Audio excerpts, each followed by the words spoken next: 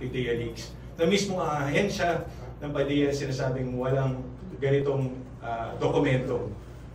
Tapos ang pinanghahawakan lang po ngayon ng Senado, dahil sinasabi ni authentic daw ito dahil nga yung pag-xerox daw mukhang authentic dahil may punch hole.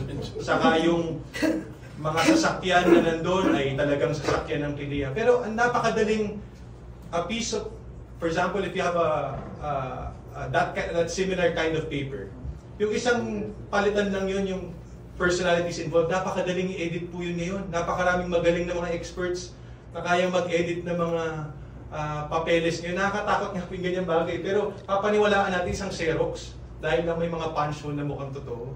So, for me, this is a dead end. Wala na ho itong patutungan, pero pagpipilit natin ang bagay na ito, may motibo.